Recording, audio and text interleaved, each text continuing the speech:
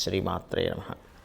ప్రేక్షకులకి ఆ లలితాంబిక అమ్మవారి యొక్క అనుగ్రహం పరిపూర్ణంగా కలగాలని మనస్ఫూర్తిగా కోరుకుంటూ మనం ఈరోజు చెప్పుకోబోయేటువంటి టాపిక్ ఏదైతే ఉందో, ముఖ్యంగా ఈ యొక్క అక్టోబర్ మాసంలో 1వ తేదీ నుంచి నెలాఖరి వరకు ఉన్నటువంటి గ్రహస్థితి ఏ విధంగా ఉంది అని ముఖ్యంగా ముందుగా చూసుకున్నట్లయితే, ఈ యొక్క మాస ఫలితాల్లో కుజుడు మిథునంలోని, అదేవిధంగా గురువు వృషభ రాశిలోని మనకి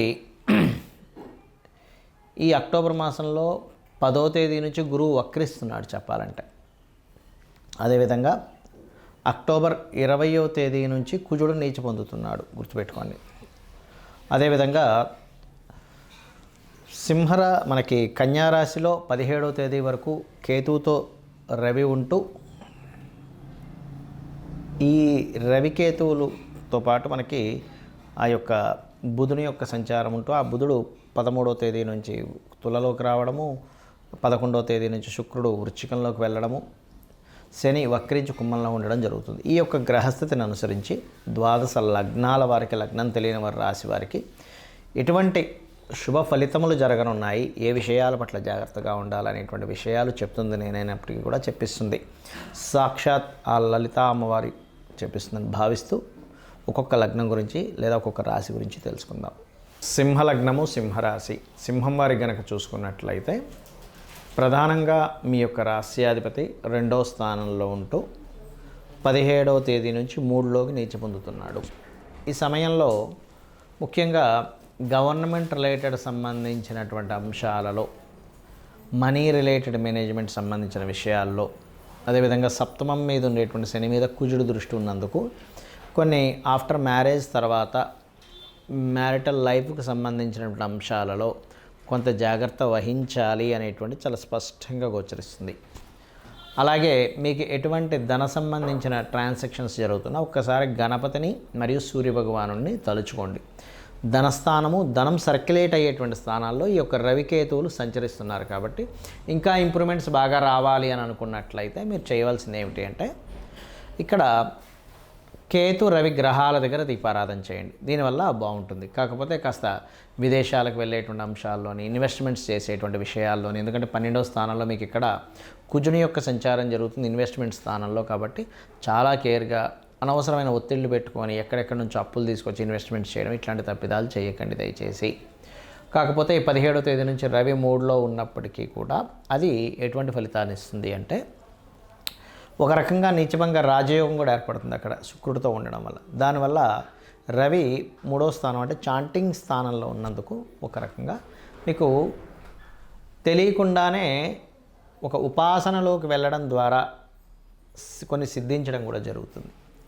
అలాగే ఉద్యోగ సంబంధించినటువంటి విషయంలో కొత్త ఉద్యోగ అవకాశాలు కోసం మార్పులు చెందడం, కొన్ని ప్రదేశాలు మారడం కూడా జరగనున్నాయి.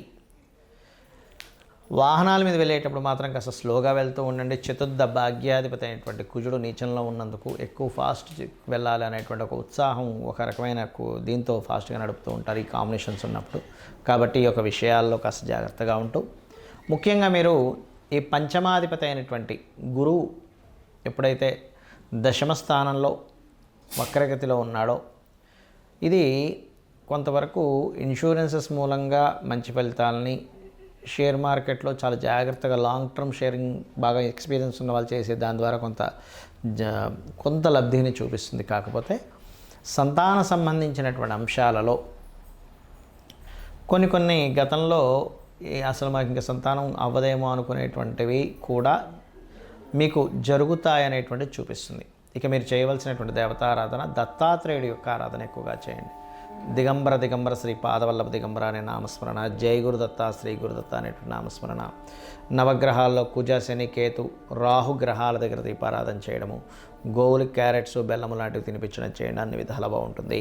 ఈ నెల 20వ తేదీ నుంచి కుజుడు నీచ పొందుతున్నాడని చెప్పుకున్నాం. అయితే ఇక్కడ చాలామందికి జాతకం ఉంటుంది, వాళ్ళకి డేట్ ఆఫ్ బర్త్ రాస్తారు, కొంతమంది రాయరు.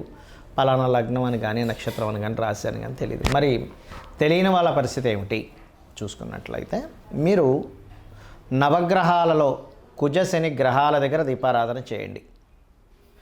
గోశాలకు వెళ్ళి గోవులకి క్యారెట్స్, బెల్లము తినిపించండి. ఎందుకంటే మీ యొక్క జన్మజాతకంలో గనక కుజశనుల యొక్క సంబంధం ఉంది, అంటే ఎలాగా కుజశనులు కలిసి ఉండడం కానీ, కుజుడు రాశుల్లో శని, శని రాశుల్లో కుజుడి పరివర్తనా యోగం ఉండడం కానీ, లేనట్లయితే ఒకే రాశి సంబంధం అంటారు. అంటే చూడ్డానికి అవి వేరువేరు రాశుల్లో ఉన్నట్టున్న ఏకరాశి సంబంధం. అంటే ఎలాగా సింహము కర్కాటకంలో ఉన్న, లేదా మనకి మిథునము కన్యా రాశుల్లో ఉన్న ఈ రెండు బుధరాశులే. అదేవిధంగా శుక్రరాశుల్లో ఒక్కోసారి తులలో ఉంటే కుజుడు శని వచ్చి మీ జన్మజాతకంలో వృషభంలో ఉంటాడు, లేదా వృశ్చికం మేషము, ధనస్సు మీనము, మకరము కుంభము ఇలా ఉన్నా కూడా కనెక్టివిటీ ఏర్పరచుకుంటాయి. అలా మీ జన్మజాతకంలో ఉన్నప్పుడు ఇలా గోచారంలో ఈ యొక్క కుజశనులు కనెక్టివిటీ ఉన్నప్పుడు మీకు ఏదైనా కుజుడి యొక్క మహాదశ కానీ శని యొక్క మహాదశ కానీ నడుస్తున్నప్పుడు అది వివాదాలకు దారితీస్తుంది. కాబట్టి వాటికి కొంచెం దూరంగా ఉండండి. అయితే ఇక్కడ వీటన్నిటికంటే కూడా ముఖ్యంగా మీరు చూసుకోవాల్సినటువంటిది మీ యొక్క పర్సనల్ చార్ట్ చూసుకోవాలి. ఎప్పుడు కూడా మన పర్సనల్ చార్ట్లో మనము ఏ మార్గంలో ప్రయాణిస్తే మన యొక్క జీవితం ఉన్నతంగా ఉంటుందనేటువంటిది ఉంటుంది.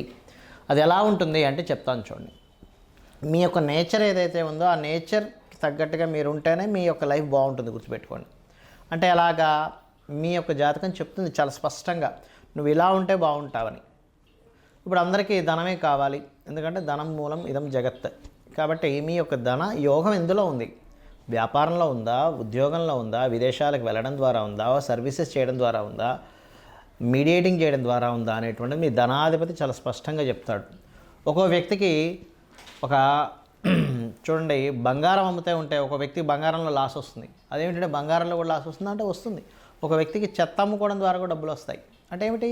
మీ సెకండ్ లార్డ్ ఏ కాంబినేషన్లో ఉన్నాడు. కొంతమంది తెలియక సంపాదించిన ధనాన్నంతా తీసుకెళ్ళి ఒక దగ్గర పెడతారు, అక్కడ నష్టపోవడం జరుగుతూ ఉంటుంది. ఆ రకంగా దాదాపుగా ఏంటంటే మీకు తెలియకుండానే కొన్ని తప్పిదాలు జరుగుతుంటాయి. మీ యొక్క జన్మజాతకాన్ని స్పష్టంగా అంటే ఒక దాని గురించి సరైన పట్టున్నటువంటి మీకు తెలిసిన ఆస్ట్రాలజర్కి చూపించుకున్నట్లయితే చాలా స్పష్టంగా చెప్పడం జరుగుతుంది. ఏమంటే ఇక్కడ మీరు ఇన్వెస్ట్మెంట్ చేయండి, ఇక్కడ మీరు చేయొద్దు, ఇది ఇలా చేయండి అనేటువంటిది. అదేవిధంగా కొన్నిసార్లు కొన్ని ప్రయత్నాలు చేస్తుంటాం, ప్రయత్నం సఫలీకృతం అవ్వదు. దానికి పర్టికులర్గా మీ జన్మజాతకంలో ఏ గ్రహాలు యాక్టివ్ అయితే, ఏ గ్రహాలు డీయాక్టివ్ అయితే మీ ప్రయత్నం సాగుతుంది అనేటువంటిది ఉంటుంది. అదేవిధంగా మీ యొక్క జాతచక్రంలో జ్యోతిష్శాస్త్రం అంతా ఒక ఎత్తైతే వాస్తు మీరు ఏ డైరెక్షన్లో ఉండాలి అంటే చిన్న ఎగ్జాంపుల్ చెప్తాను చూడండి. మనకి మన లైఫ్లో కూడా కొన్ని చేసే పనులు, చేయకూడని పనులు ఉంటాయి కొన్ని. అలాగే జ్యోతిష్శాస్త్రం వాస్తుపరంగా కూడా ఉండకూడని డైరెక్షన్స్, ఉండే డైరెక్షన్స్ ఒక్కొక్కరికి ఒక్కో రకంగా ఉంటుంది. మీ పేరులో ఉండే మొదటి అక్షరాన్ని వర్గుగా తీసుకొని వర్గు నిర్ధారణ పరంగా మీరు ఏ డైరెక్షన్లో ఉంటే బాగుంటుంది అంటే మనకు శాస్త్రంలో అన్ని డైరెక్షన్స్ మంచివే, కానీ మీకేది సరిపోతుందని చెప్పబడింది శాస్త్రంలో. మీ పేరులో ఉండే మొదటి అక్షరాన్ని మీకుండేటువంటి మీరుండే డైరెక్షన్ని తీసుకొని దాన్ని క్యాల్కులేట్ చేస్తారు. దాన్ని వర్గు నిర్ధారణ అంటారు. దాని గురించి నేను 8 వీడియోలు చేశాను. పంచాంగాల్లో కొన్ని తప్పులు ఉన్నాయని చెప్పాను. మీరు అది క్లియర్గా క్యాల్కులేటివ్గా చెప్పినటువంటిది మీరు చూసుకోవచ్చు కూడా. అదేవిధంగా కొంతమందికి సంతానం ఎందుకు కలగట్లేదని కానీ దానికి ఏం చేసుకోవాలి, చిన్న రెమెడీస్తో దక్షిణామూర్తి ఆరాధన, దత్తాత్రేయుడు యొక్క ఆరాధన ద్వారా సంతానం కలుగుతుంది. లేదా మీ పంచమాధిపతి ఎవరో తెలుసుకొని చేయొచ్చు. కొన్నిసార్లు అదే పంచమాధిపతి షేర్ మార్కెట్కి, సినిమా ఫీల్డ్కి, కొన్ని లవ్ రిలేటెడ్ సంబంధించిన విషయాలు కూడా కనెక్ట్ అయి ఉంటాడు. అలాంటప్పుడు ఆ ఫీల్డ్స్లో రాణించే యోగం ఉంటే ఖచ్చితంగా రాణిస్తారు, అందులో ఎటువంటి సందేహం లేదు. కొంతమందికి సినిమా ఫీల్డ్లోనే టాప్ పొజిషన్లోకి వెళ్తారు, అదే సినిమా ఫీల్డ్లోకి వెళ్ళడం ద్వారా డౌన్ఫాల్ అవుతూ ఉంటారు. సో అది అసలు ఎందుకు జరుగుతుంది అనేటువంటిది మనం పట్టుకోగలగాలి.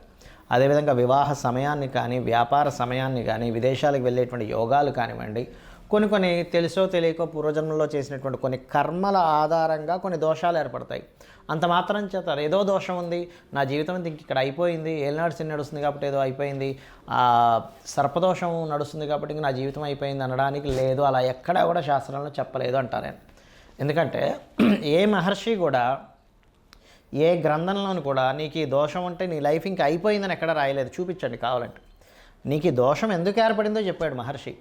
నువ్వు ఈ కర్మని చేసావు కాబట్టి నీకు ఈ దోషం ఏర్పడింది. ఈ యొక్క దోషాన్ని కర్మ విపాకము అనేటువంటి గ్రంథంలో దీన్ని ఎలా తీర్చుకోవాలి, నువ్వు కొన్ని మంచి పనులు చేసుకుంటూ అమ్మవారి పాదాలు పట్టుకుంటూ, లేనట్లయితే దానికి సంబంధించిన ఒక నామాన్ని జపం చేస్తూ, దానమిస్తూ, లేదా కొన్ని దేవతా సంబంధించినటువంటి కొన్ని హోమాలో, యజ్ఞాలో, లేకపోతే కొన్ని కార్యక్రమాలు పేదవాళ్ళకి సహాయం చేస్తున్నావు, గోష్ఠి సేవ చేసుకుంటూనో నువ్వు బయటపడొచ్చు అని చెప్పారు. కానీ నా జీవితం ఇంతే, నాకు ఈ సర్పదోషం ఉంది కాబట్టి నా జీవితం ఇంతే, నాకు ఏలినాడు శని నడుస్తుంది కాబట్టి ఇంకేమీ కలిసి రాదు, ఇంట్లో కూర్చోవాలనేటువంటిది ఏ మహర్షి ఎక్కడా చెప్పలేదు. ఇది ఫస్ట్ గుర్తుపెట్టుకోండి. ఎందుకంటే జ్యోతిష్శాస్త్రం అనేటువంటిది వెలుగును చూపించే, జ్యోతి అంటే వెలుగు. అంతేగాని ఇంకా నా జీవితం ఇంతే అనుకోవడానికి జ్యోతిష్శాస్త్రం చూసుకోవాల్సిన అవసరమే లేదు. జ్యోతిష్యం కానీ వాస్తు కానీ మన యొక్క ఉన్నతి కోసం ఉన్నటువంటివి. కాబట్టి దయచేసి నేను మీకు కొన్ని సూత్రాలు చెప్తాను. మీ జాతకం ఎలా ఉన్నా సరే ఇవి కనుక పాటించారో అద్భుతంగా ఉంటుంది. ఏమిటంటే పొద్దున్నే సూర్యోదయానికి ముందే స్నానం చేసి దీపారాధన చేయండి. Point number 1. మీకు దగ్గరలో ఉన్నటువంటి గుడికి వెళ్ళండి రెగ్యులర్గా. Point number 2. పాయింట్ నెంబర్ 3 ఏమిటి అంటే మీరు వీలున్నప్పుడల్లా కూడా గోశాలకు వెళ్ళి గోవులకి ఏదైనా దేశీవాళ గోవులకి ఏదో ఒకటి తినిపిస్తూ ఉండండి. 4వది మీకు తోచిన సహాయం పేదవాళ్ళకి ఏదో ఒక రూపంలో ఇస్తూ ఉండండి. ఇది మీకు చాలా, లేదా పక్షులకి జంతువులకి ఏదో ఒకటి తినిపిస్తూ ఉండండి. 5వ పాయింట్ ఏంటంటే వీలున్నప్పుడల్లా 4 డబ్బులు ఉన్నప్పుడు క్షేత్ర దర్శనం చేయండి. ఏ క్షేత్రంలో ఏ గంధర్వుడో మహర్షో లేకపోతే యక్షుడో ఏ సిద్ధుడో మీకు తెలియకుండా సూక్ష్మ రూపంలో ఉంటూ మీ యొక్క కర్మను తొలగించేటువంటి యోగం మీకు పడుతుంది. ఇవి చేయండి చాలు. అంతేగాని ఏదో దోషం ఉంది, ఏదో అయిపోతుంది, నా జీవితం ఇంతే అనేటువంటి వాటిల్లో ఉండి అనవసరంగా మీ యొక్క జీవితాలు పాడు చేసుకోకండి.